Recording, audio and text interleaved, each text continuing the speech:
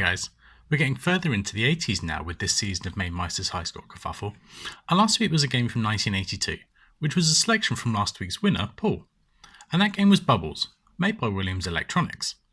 This game was a surprise for me, and possibly some others too. Williams are known for their excellent game mechanics, and this one is no different. It's strange that this game isn't more well known, possibly due to being set in a sink, which isn't very exciting, which may also be why I never saw any home releases. I generally haven't been that much of a fan of the Williams games that we've played, mostly due to them being too difficult, Defender being the worst in that regard. Bubbles I feel has a much better balance, and is challenging, but not impossible, but still with rewarding gameplay. I felt I was able to get more on top of the game the more I played, and I think I did okay. The difficulty certainly ramps up as you get further, to the point where some stages become highly challenging. Early on, the stages with nothing but ants can be point pressed, as there is a healthy number of the cleaning ladies that appear. Later on, I had one of those levels where a cockroach appeared before the lady, and that was me done. Given I think a few people enjoyed this one, let's see what the scores look like. So we had 18 score submissions this week, with most of our regulars making a return, and generally things were pretty competitive. Colin is the first person over 100,000, which is a pretty decent score, but he's down in 11th. Robert is just ahead in 10th, and KMA is 9th. Our next four are all very close, with Juff, Milthy, Ian and Mark in 5th to 8th. I am next. I was hoping for a second place, but I'll have to settle for 4th. Squeezing me out yesterday initially was Paul, who's just ahead in 3rd. Leagsy has then had his best finish with a late submission last night for an excellent 2nd. But our winner this week seems to have very much got on top of this game. He took the top spot midweek and has pushed the score on twice to a huge 250,000. And that's Graham, taking his second win of the season. Well done to Graham for that excellent performance this week. Here's the distribution of the scores once again. This looks pretty standard. We've got our stragglers on the left, and then something that's not too far away from a normal distribution. We have 2 bins of 5 representing over half of our players in the middle. 2nd to 4th are next, having separated themselves from the pack. Then on the right, on his own, but not super far ahead of everyone else, is Graham. This shows it was a strong performance this week, but not a standout one compared to some weeks. And now the difficulty curve. Here we see the early climb showing most people were able to get to at least 80,000 or so. There is then a fairly linear increase before it climbs again at the top. We've seen this a few times where our best players were able to get on top of the game more than anyone else and really push the scores on. Last week I mentioned that I might demo a new graph this week, and here it is. It's one that reflects the progression of the top score over the week. On the x-axis we have the time progression over the week, and then on the y-axis the score on the log scale as always. I've also annotated who's taken the top score at each increase. I posted an early score, which Jaffa doubled a couple of hours later. Later that day, Paul moved things on again.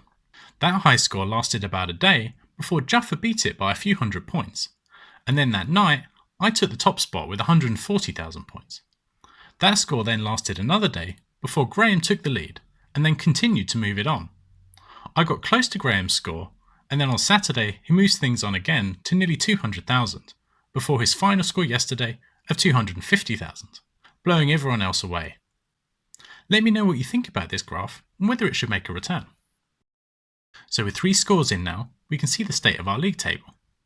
Mike is up a couple, RKGG is up 1, but our big mover this week is Leagsy, with that excellent 2nd place, jumping him up 8 places into 8th. Above that, there's just one other movement, and that's at the very top. That win for Graham has seen him retake the lead, getting ahead of me. Let's now see if the next game can shake things up.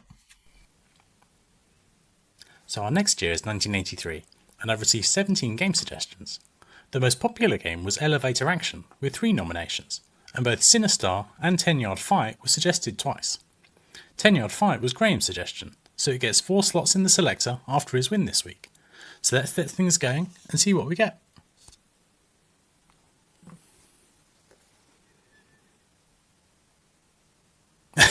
Okay, so very lucky from Paul. He said last week about doing the lottery. Maybe he should do.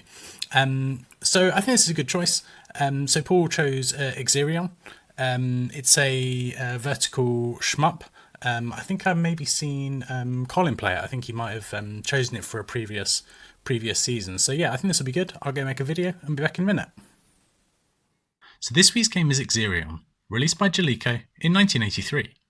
This game is extremely impressive graphically and creates a cool scrolling effect with the background. As I mentioned, it's a vertical shmup where you can move up and down as well as left and right, which move things on from similar games such as Phoenix, where you can only move left and right. But the screen itself doesn't scroll. The other interesting feature of this is the inertia that the ship has. I found this very difficult to get used to initially, as more modern games have not used this, and for obvious reasons.